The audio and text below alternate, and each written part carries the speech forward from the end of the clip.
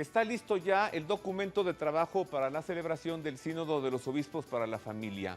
El Papa Francisco preside la celebración de San Pedro y San Pablo y se encuentra con la delegación del Patriarcado de Constantinopla. Además, el Papa recibe a 500 niños en el famoso Tren de los Niños. Esta información y más, mucha más, hoy en El Pulso de la Fe. Sea usted bienvenido. Comenzamos.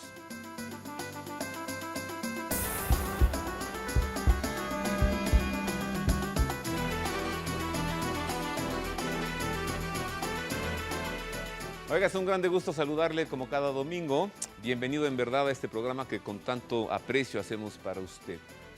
Comencemos a revisar ese momento en el que en Calabria, Italia, el Santo Padre, ante la mafia calabresa llamada 'Ndrangheta, expresa con valor y firmeza que los mafiosos y todo aquel que ha entregado su vida al crimen organizado están excomulgados.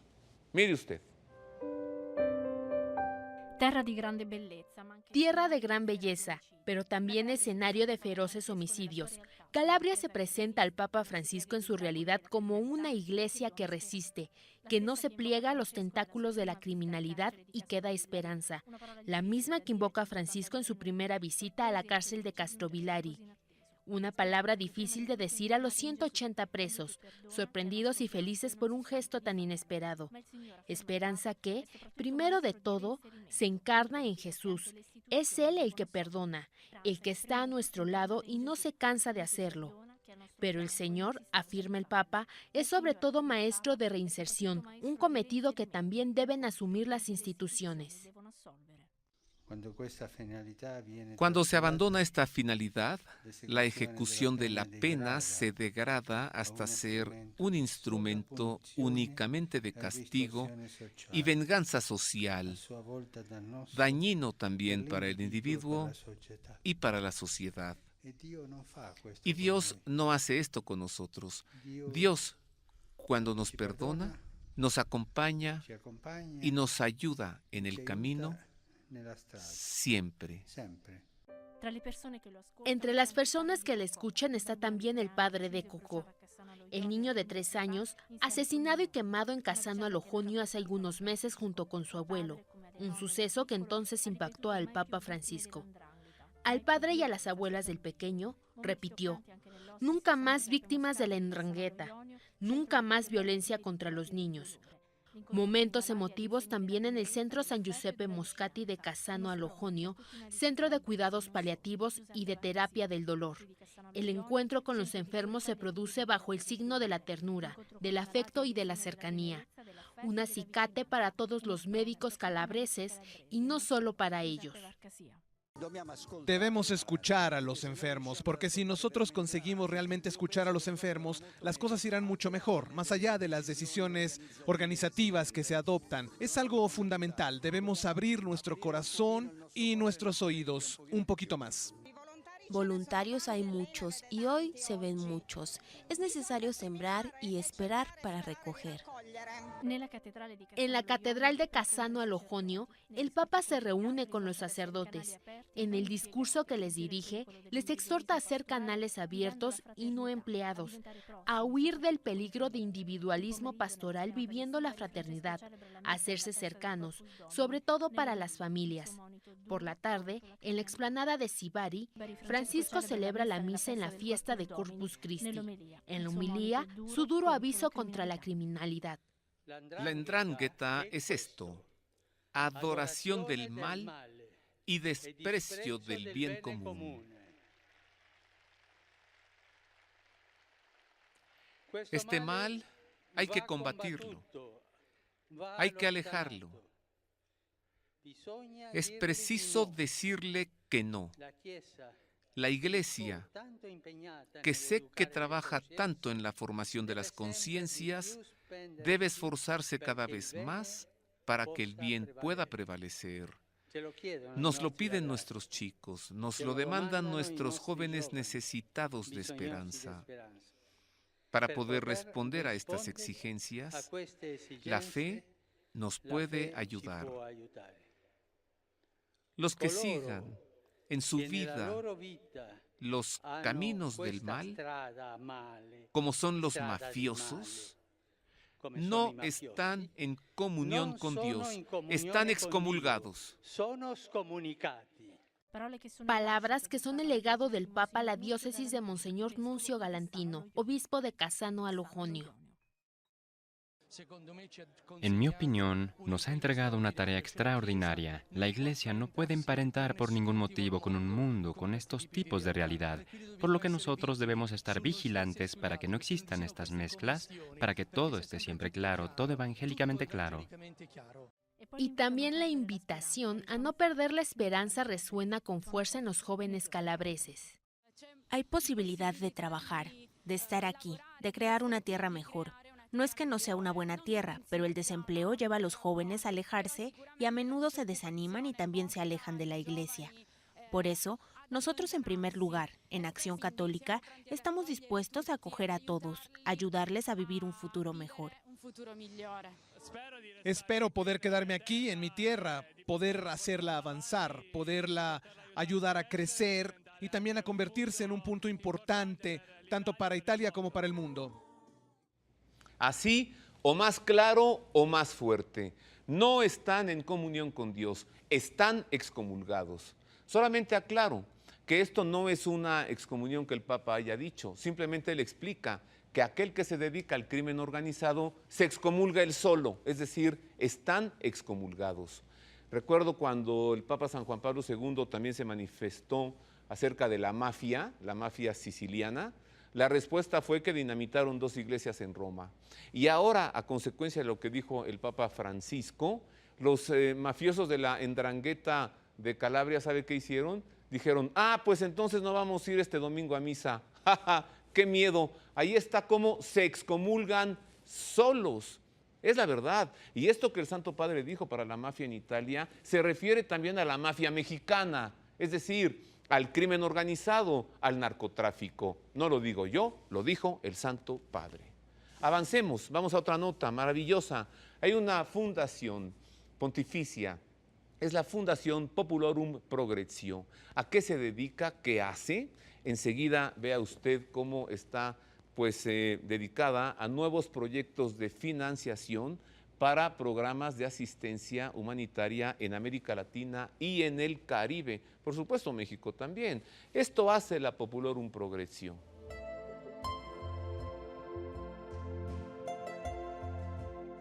No solo bocas que alimentar, la Iglesia nunca ha entendido así la ayuda a los países en vías de desarrollo y tampoco se reúne así cada año la Fundación Populorum Progressio para valorar la financiación que hay que destinar a proyectos en favor de la agricultura y del abanico de microempresas en las que muchas poblaciones de América Latina fundamentan su subsistencia. Desde que Juan Pablo II la constituyó en 1992 en el seno del Pontificio Consejo Cor Unum, la Fundación ha dedicado más de $35 millones en apoyo de 4,000 proyectos en distintos sectores: agrícola, sanitario, escolar, de microcrédito y de microempresa. Entre estos se incluyen también los examinados por los miembros del Consejo de Administración en la última reunión que se celebró hace unos días en Roma.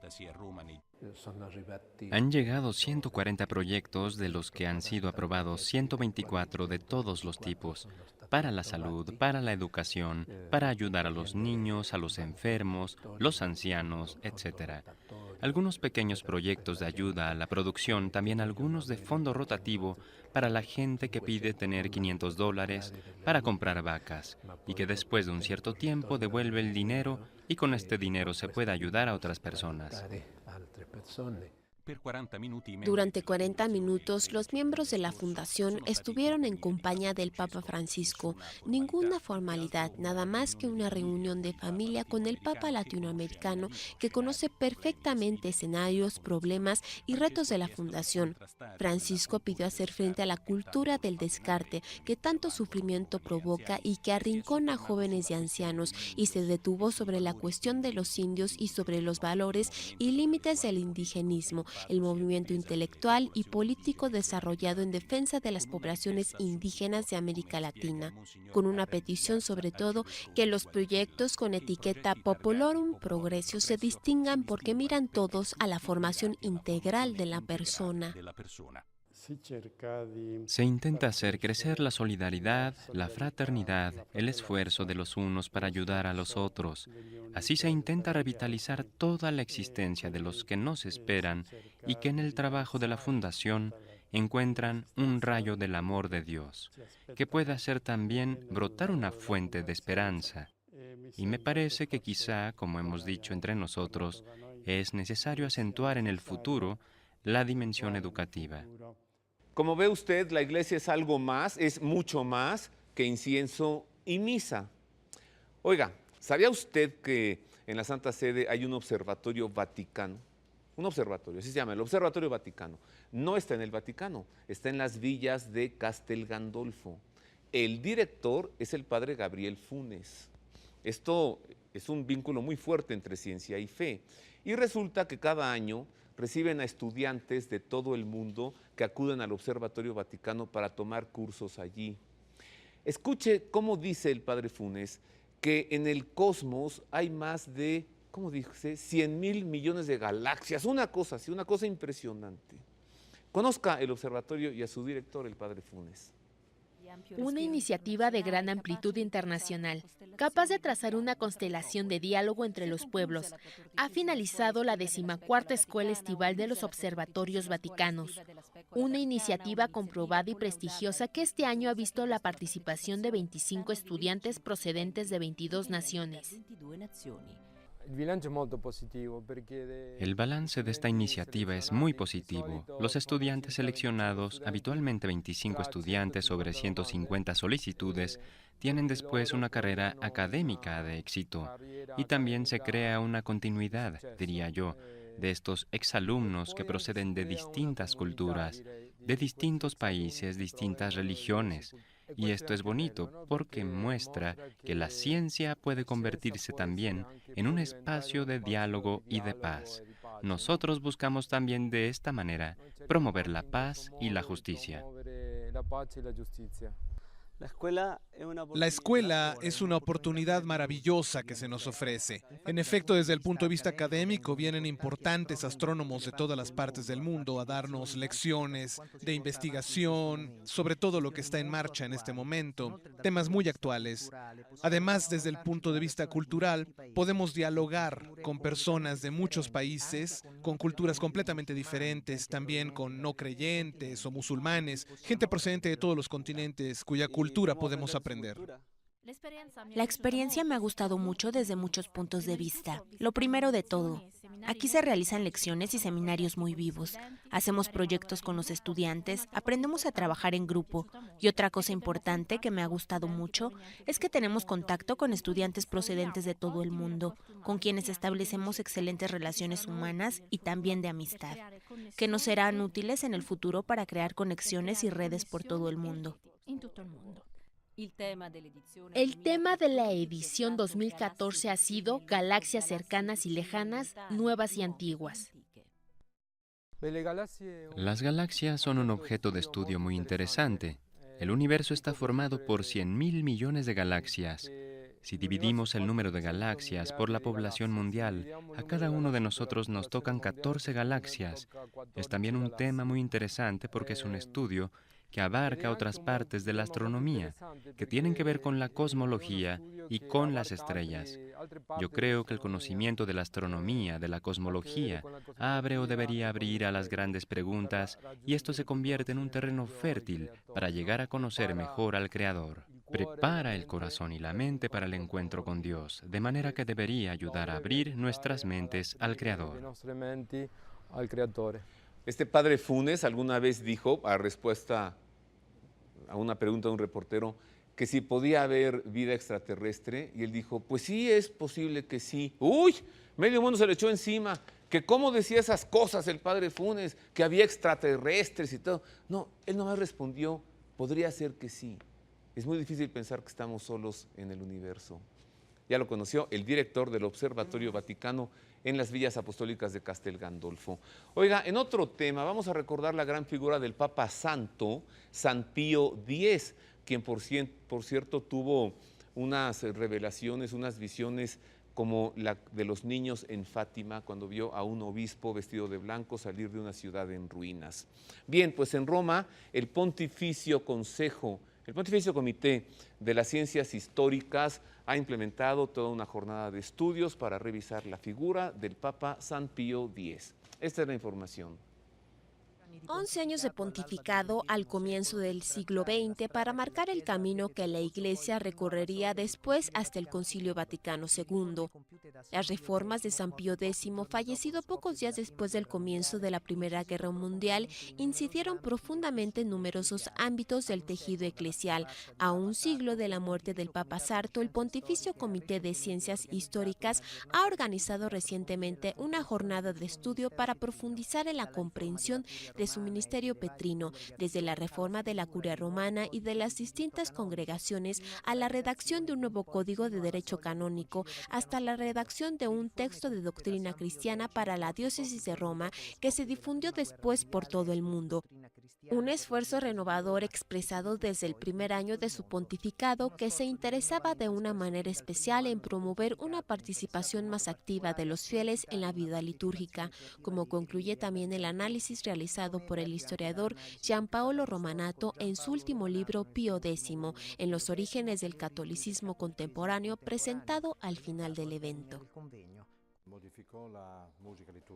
Modificó la música litúrgica, renovando el canto gregoriano, suprimiendo la música de teatro, esto es, fragmentos de ópera y arias sacadas de las óperas que se usaban en la liturgia hasta los tiempos de Pío X, devolviendo así la liturgia a su pureza originaria a través de la introducción del canto polifónico gregoriano.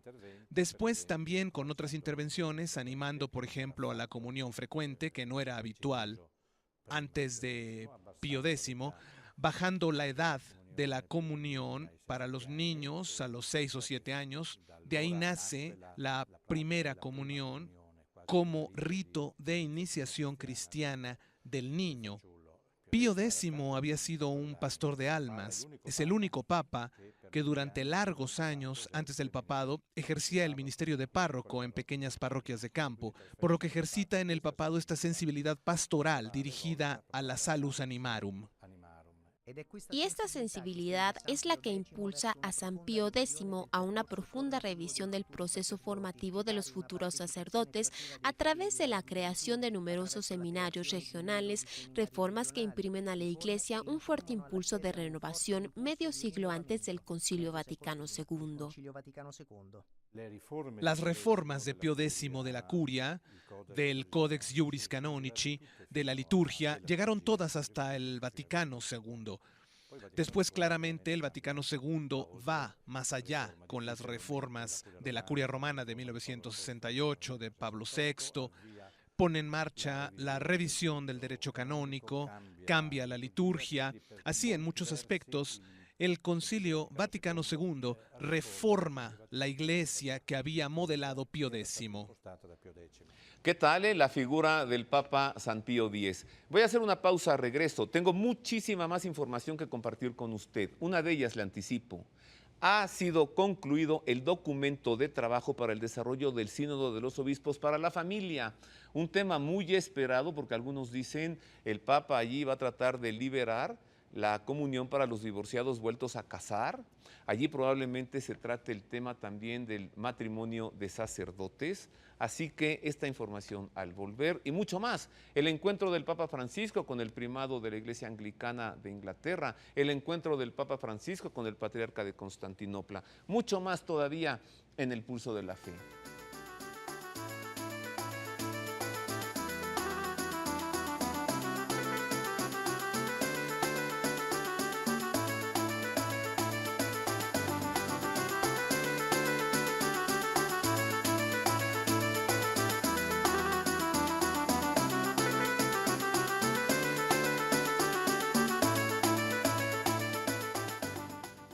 Yo estoy aquí tuiteando a gusto, claro, durante la pausa.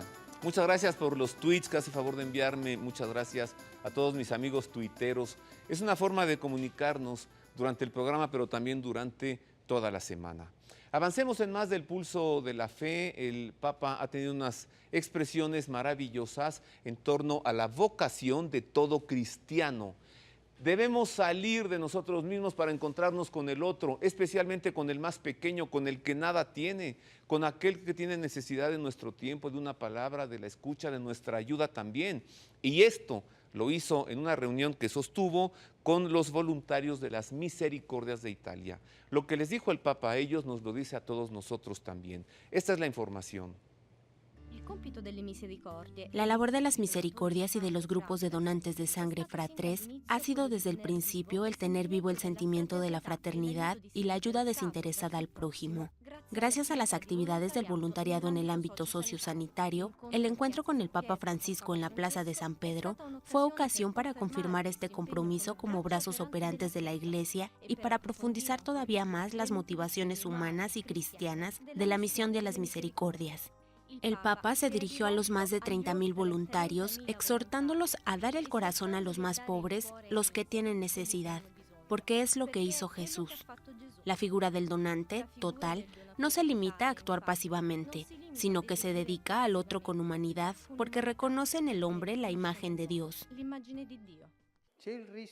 Existe el riesgo de ser espectadores informadísimos y desencarnados de estas realidades, o de hacer hermosos discursos que finalizan con soluciones verbales y una falta de compromiso con respecto a los problemas reales. Demasiadas palabras, pero no se hace nada. Esto es un riesgo, no es el suyo. Ustedes trabajan bien, pero existe el riesgo. En los relatos evangélicos, observó el Papa Francisco, podemos comprender la cercanía, la bondad, la ternura con que Jesús se acercaba a las personas que sufrían y las consolaba. Jesús, pues, ayuda a dar sentido y valor a la actividad del voluntariado, que, como indicó el Papa, se convierte en presencia que socorre. También nosotros estamos llamados a hacernos cercanos, a compartir la condición de las personas que encontramos. Es necesario que nuestras palabras, nuestros gestos, nuestras actitudes expresen la solidaridad, la voluntad de no permanecer ajenos al dolor de los otros, y esto con calor fraterno y sin caer en forma alguna de paternalismo. Finalmente, el Papa enunció las 7 obras de misericordia corporal, porque en la base de todo está el ejemplo de nuestro Maestro, que nos llama a trabajar, a ir con los que sufren, a acercarse como hizo Jesús, y a menudo la raíz más profunda del sufrimiento es la ausencia de Dios. Gracias de nuevo a todos ustedes por lo que hacen. Gracias. Que las misericordias y los grupos fratres sigan siendo lugares de acogida y de gratuidad, buscando el auténtico amor misericordioso para todas las personas. Sí, claro, mire, la ayuda no siempre se trata de sacar unas monedas, unos billetes, no, la ayuda va mucho más allá, la cercanía, la solidaridad con el otro. Recuerdo alguna vez un amigo me dijo, quiero que me des un consejo, me invitó a cenar, habló durante 1 hora sin parar y al terminar me dijo, oye, muchas gracias por todo lo que me dijiste. Yo no le dije nada, solo lo escuché. Hay gente que necesita ser escuchada. Avancemos. En otro tema se reunió el Santo Padre con el católicos de la Iglesia de Cilicia, la Iglesia Ortodoxa de Cilicia, Aram I. Es un encuentro privilegiado, es un encuentro providencial porque la persecución contra los cristianos en aquellos territorios de Oriente es verdaderamente muy fuerte. Les cortan las manos, los crucifican, los matan, es una cosa de horror. Y el Papa dijo una expresión muy afortunada, caminemos juntos por este camino, católicos y ortodoxos de la iglesia de Cilicia. Mire usted. La oración común al Señor entre los espléndidos mosaicos de la Capilla Redemptoris Mater en el Vaticano, para que inspire el camino hacia la unidad, clausuró el encuentro del Papa Francisco con su santidad Aram I, católicos de la Iglesia Armena Apostólica de Cilicia, junto con la sede de Gmiatzin en plena comunión, pero independiente desde el punto de vista administrativo. Cuenta con unos 6 millones de fieles en Armenia, Líbano, Oriente Medio y todo el mundo. Aram I, católicos desde 1995, visitó ya al Papa Juan Pablo II en 1997 y a Benedicto XVI en 2008. Antes de la oración común, el Papa Francisco y Aram I tuvieron una conversación privada y después fueron juntos a la Sala Clementina. Aquí, tras el saludo del huésped, el pontífice en su discurso dio gracias al Señor por las relaciones fraternas que nos unen y por su continuo progreso. Recordó la implicación personal del Católicos en la causa de la unidad de los cristianos y su cualificada contribución a los trabajos de la Comisión Mixta de Diálogo entre la Iglesia Católica y las iglesias ortodoxas orientales. La Iglesia armenia ha sido siempre una iglesia abierta, una iglesia de amplias miras y comprometida con la unidad eclesial visible. De esta manera, los cristianos deben hablar con una sola voz, deben ofrecer un testimonio unívoco, deben estar unidos afirmando los valores del Evangelio frente al mundo. Aprecio mucho realmente lo que hace su santidad, llevar el Evangelio a la gente, acompañar a la iglesia fuera de sus muros, hacia las personas. Esto es la iglesia. La iglesia es la comunidad. La iglesia debería estar de parte de los que sufren, alinearse con la justicia, contra la injusticia, con los derechos humanos, contra la violación de estos, con todos los oprimidos. Esta es la vocación de la iglesia. La Iglesia Apostólica Armenia se ha visto obligada a convertirse en un pueblo peregrino, experimentando así de una manera completamente singular su propio estar en camino hacia el reino de Dios. La historia de emigración, persecución y martirio de numerosísimos fieles ha dejado heridas profundas en los corazones de todos los armenios. Debemos verlas y venerarlas como heridas del cuerpo mismo de Cristo.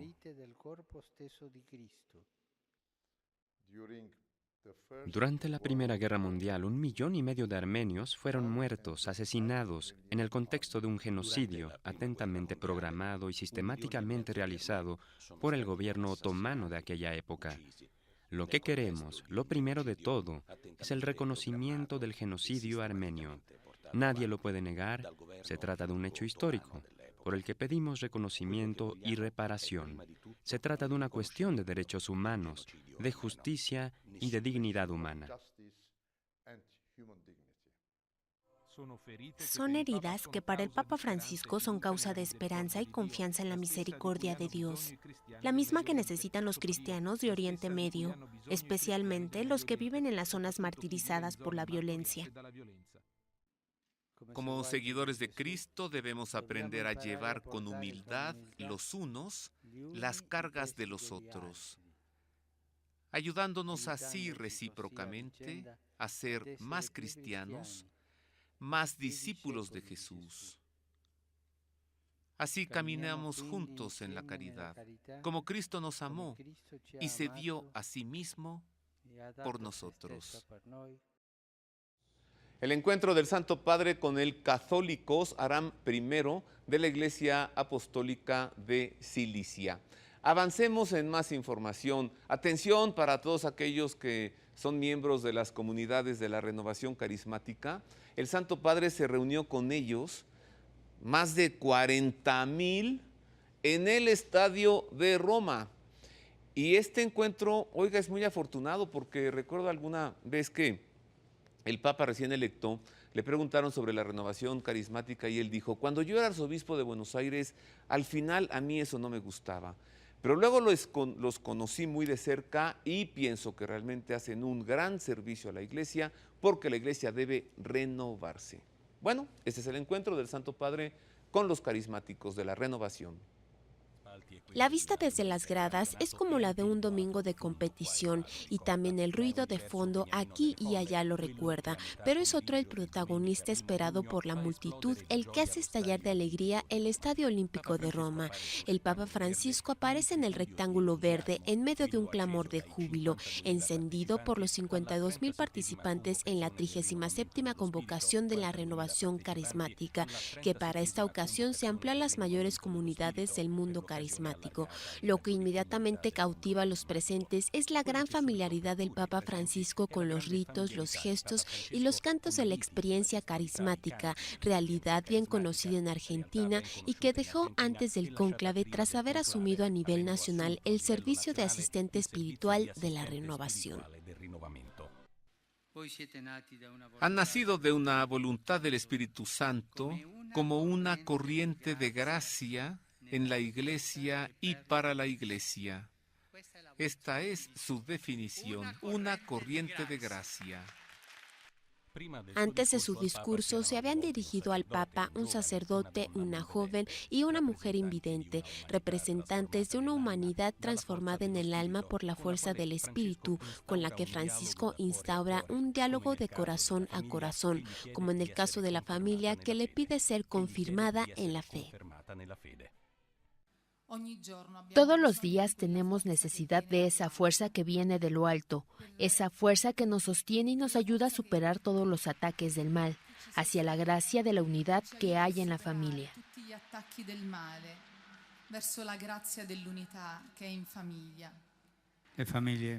Las familias son la iglesia doméstica, en donde Jesús crece. Crece en el amor de los cónyuges, crece en la vida de los hijos. Y por eso el enemigo ataca tanto a la familia. El demonio no la quiere. Que el Señor bendiga la familia, la fortalezca en esta crisis con la que el diablo quiere destruirla. El Papa Francisco tampoco se olvida de encontrar palabras llenas de ternura para los abuelos, a los que define como la seguridad de nuestra fe. Después pone en guardia la renovación en su conjunto contra algunas insidias, el peligro de la excesiva organización o bien el de convertirse en controladores de la gracia de Dios. Muchas veces los responsables, a mí me gusta más el nombre servidores, de algún grupo o comunidad se convierten, tal vez sin querer, en administradores de la gracia, decidiendo quién puede recibir la oración de efusión o el bautismo en el Espíritu y quién no.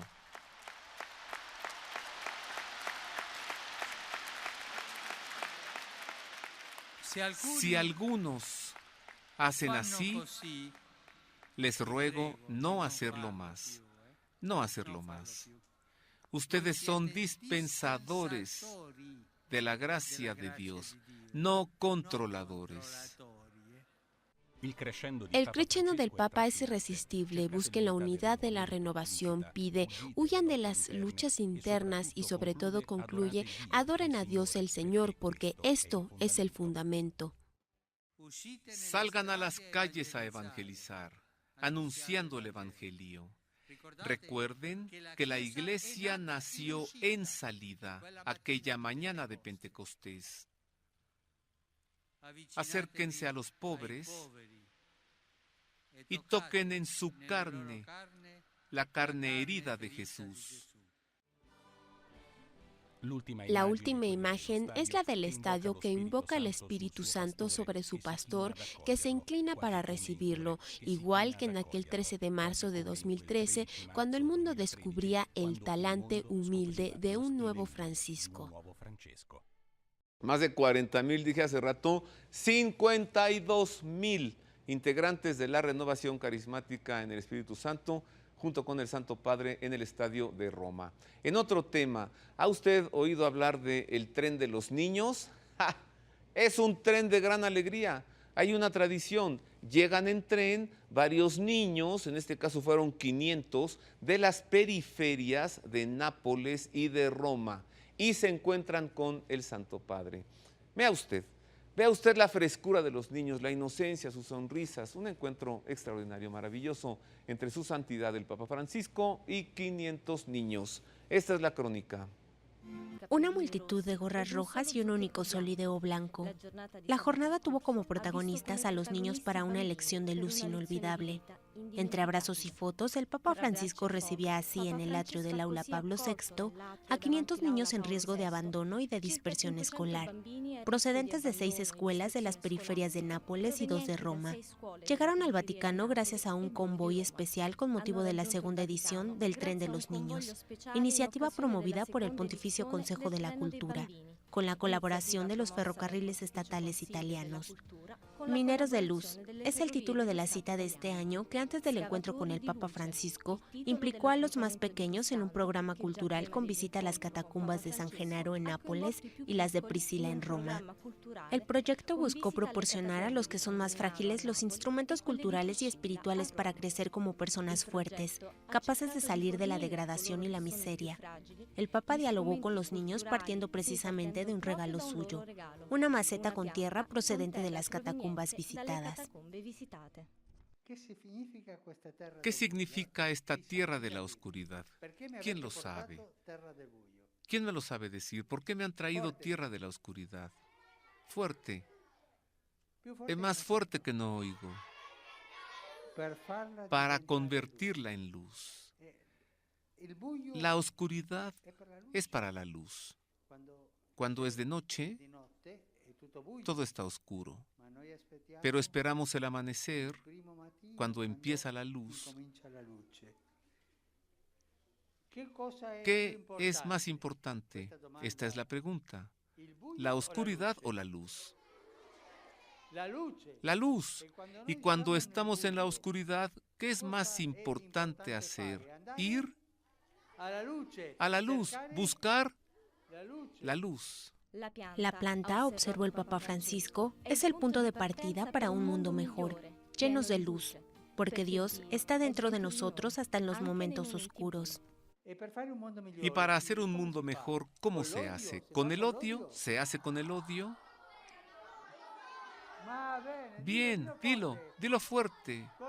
Con el amor, todos juntos, como hermanos, luchando uno junto a otro por el amor. La jornada terminó finalmente con un simpático momento musical, y es que los niños dedicaron al Papa una canción muy especial.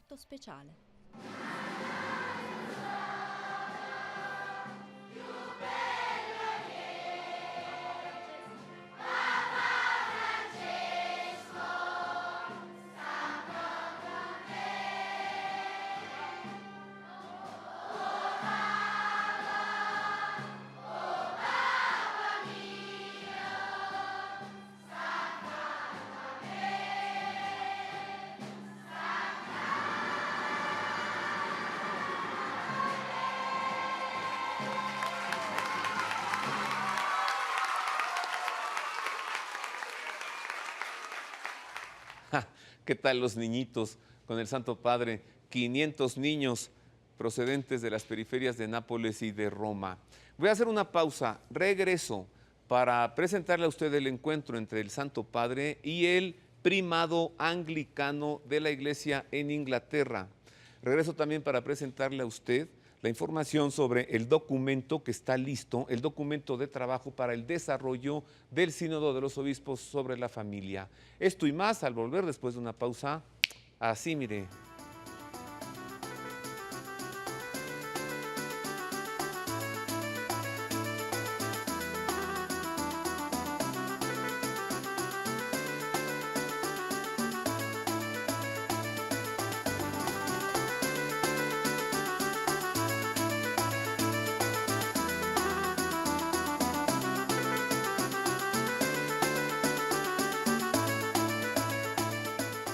Y continuamos con más del Pulso de la Fe. En efecto, se ha terminado el documento de trabajo para el desarrollo del Sínodo de los Obispos sobre la familia.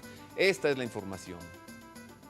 Promover una pastoral capaz de apoyar a la familia, célula fundamental de la sociedad, sin olvidar las numerosas situaciones de crisis y dolor que atraviesa. Esto es, en síntesis, lo que emana del Instrumentum Laboris de la Tercera Asamblea General Extraordinaria del Sínodo de los Obispos, del 5 al 9 del próximo octubre, sobre el tema Los retos pastorales sobre la familia en el contexto de la evangelización. El documento de trabajo presentado en la Sala de Prensa Vaticana se compone de 3 partes: comunicar el Evangelio de la familia hoy, la pastoral de la familia ante los nuevos desafíos, la apertura a la vida y la responsabilidad educativa. En la primera parte se subrayó que los contextos sociales contemporáneos animan al hombre a favorecer un comportamiento individualista, además de la privatización del núcleo familiar. Se puso pues de manifiesto la exigencia de encontrar nuevos modos de comunicación para transmitir las enseñanzas de la Iglesia con una mirada de atención especialmente a una formación más adecuada de los agentes pastorales. Lo que lo caracteriza de una manera relevante es su adhesión a la realidad, en toda su variedad y complejidad, y como consecuencia, el rigor y la honestidad, no cerrando los ojos frente a ningún problema, por importante o incómodo que pueda parecer.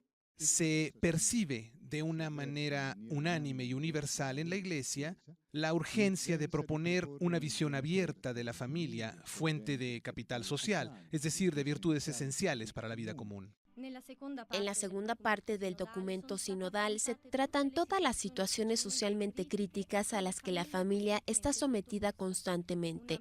Se ha reservado una amplia reflexión a las situaciones pastorales difíciles, a las de irregularidad canónica y a las uniones entre personas del mismo sexo. En resumen, el Instrumentum ha puesto de manifiesto que en estas circunstancias la Iglesia no debe asumir el talante de juez que condena, sino el de una madre que siempre acoge a sus hijos.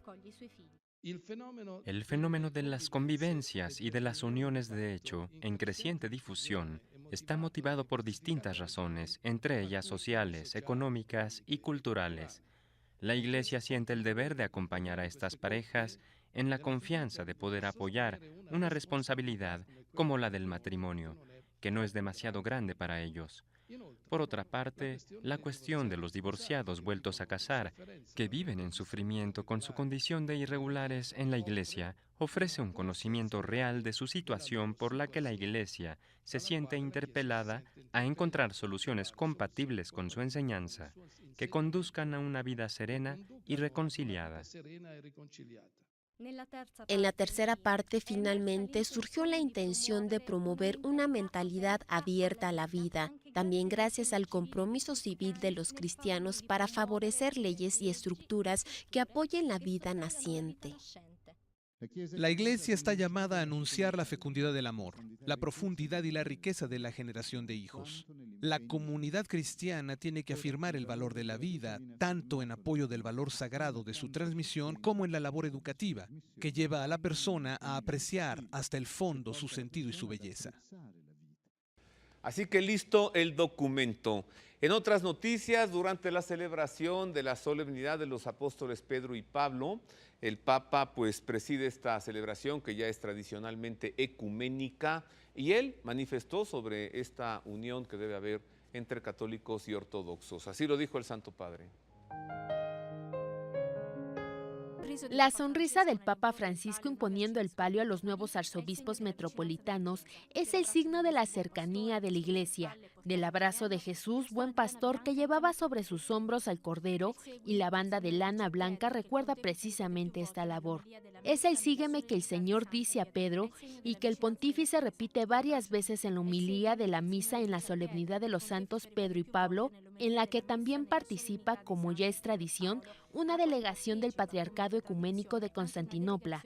El primer pensamiento del Papa es para la Iglesia hermana. Después su reflexión se centra en una verdad reconfortante, que Dios nos libera de las cadenas y del miedo. Me pregunto, queridos hermanos, ¿tenemos miedo nosotros? ¿De qué tenemos miedo? Y si tenemos, ¿qué refugios buscamos en nuestra vida pastoral para estar en seguro? ¿Buscamos quizá el apoyo de aquellos que tienen poder en este mundo?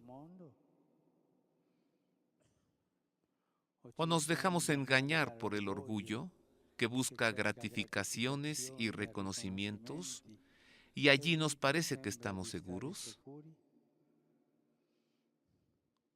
Queridos hermanos obispos, ¿dónde ponemos nuestra seguridad?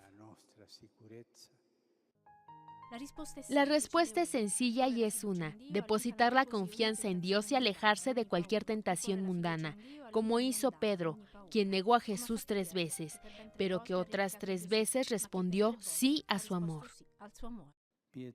Pedro experimentó que la fidelidad de Dios es más grande que nuestras infidelidades y más fuerte que nuestras negaciones.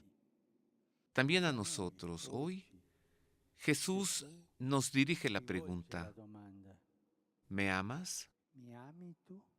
Lo hace precisamente porque conoce nuestros miedos y nuestros cansancios. Ante los nuevos metropolitanos, el Papa insiste en la necesidad de no ceder a la tentación de la curiosidad, de la envidia, y anima a que se mire a la única esencialidad verdadera. El Señor hoy me repite a mí, a ustedes, a todos los pastores: sígueme. No pierdas el tiempo en preguntas o en chismes inútiles. No te detengas en cosas secundarias, sino mira a lo esencial y sígueme. Sígueme a pesar de las dificultades. Sígueme en la predicación del Evangelio a todos, especialmente a los últimos, para que a nadie le falte la palabra de vida que libera de todos los miedos y da la confianza en la fidelidad de Dios. Tú, sígueme. En el Ángelus, el Papa Francisco vuelve sobre la solemnidad de los santos Pedro y Pablo, a quienes, a pesar de las diferencias, la fe convirtió en hermanos, mientras que el martirio los hizo convertirse en una sola cosa. En sus corazones, recuerda el pontífice, actuó la misericordia de Dios, los transformó de pecadores en apóstoles. Siguiendo el Evangelio, Pedro y Pablo encontraron el verdadero camino. No es posible escuchar esta palabra y quedarse quietos en el propio sitio, quedarse bloqueados en las propias costumbres. Esta palabra nos impulsa a vencer el egoísmo que tenemos en el corazón para seguir decididamente al Maestro que dio su vida por sus amigos. Pero es Él quien nos cambia con su palabra. Él es el que nos lo perdona todo si nosotros abrimos el corazón y pedimos el perdón. Y con ocasión precisamente de la celebración de la solemnidad de los apóstoles Pedro y Pablo, el Papa Francisco se reunió con la delegación del Patriarcado de Constantinopla allí en Roma. Nuevamente, encuentro ecuménico. Y como diría el gran Álvaro Cueva, ¡chéquelo! Guiados por el Espíritu Santo, aprendamos a mirarnos siempre los unos a los otros en Dios. Es un deseo para la plena unidad el que expresó el Papa Francisco a la delegación del Patriarcado Ecuménico de Constantinopla, llegada a Roma para participar en la celebración de la solemnidad de los santos Pedro y Pablo. Esta unidad, dice la representación ortodoxa, encabezada por el metropolita de Pérgamo, Ioannis, es un don de Dios al que tenemos la gracia de acceder, reconociéndonos por lo que somos en el plan del Señor y no por aquello que nuestros pecados a lo largo del tiempo nos han llevado a hacer. Si aprendemos, guiados por el Espíritu Santo, a mirarnos siempre los unos a nosotros en Dios, estará todavía más libre nuestro camino y será más ágil la colaboración en muchos campos de la vida diaria que ya ahora felizmente nos une. Después, él recuerda a católicos y ortodoxos de la Iglesia Hermana de Constantinopla, de los últimos encuentros con quien define como amado hermano, Bartolomé I, esto es, el viaje a Tierra Santa a finales de mayo para revivir el abrazo de hace 50 años entre Atenágoras y Pablo VI, y después la oración en el Vaticano por la paz en la tierra de Jesús, junto a los presidentes israelí y palestino. El Señor nos regaló estas ocasiones de encuentro fraterno en las que tuvimos la posibilidad de manifestar el uno al otro el amor en Cristo que nos une y de renovar la voluntad compartida de seguir caminando juntos en el camino hacia la plena unidad. Aun cuando partamos de distintas perspectivas, concluye el pontífice orando para que el trabajo de la Comisión Mixta Internacional pueda ser expresión de una comprensión profunda y una teología hecha de rodillas, que el camino de nuestro ecumenismo espiritual pueda ser reforzado por el ecumenismo de la sangre, realizado por el martirio de tantos de nuestros hermanos. El encuentro del Santo Padre con la delegación del Patriarcado de Constantinopla allí en Roma con él. Mire, esto ha sido todo por ahora. Me pongo de pie para mandarle un abrazo con mucho afecto y agradecerle la puntualidad de su seguimiento. Es usted un gran público y es un placer servirle a través de la televisión. Y no lo digo solo, lo digo también a nombre de mis compañeros, el mejor staff que pueda haber en la televisión, el staff de Proyecto 40. Todos juntos le deseamos que tenga una feliz semana, un feliz domingo. Un abrazo para todos, particularmente por el público amable que nos ve en Torreón, Coahuila, a través del canal 13.2 de alta definición. Dios le guarde, feliz semana. Gracias. Dominus vobiscum. Et cum spiritu tuo. Sit nomen Domini benedictum. Et hoc nunc usque in saeculum. Aiutorium nostrum in nomine Domini. Qui fecit caelum et terram. Benedicat vos omnipotens Deus, Pater, et Filius, et Spiritus Sanctus. Amen.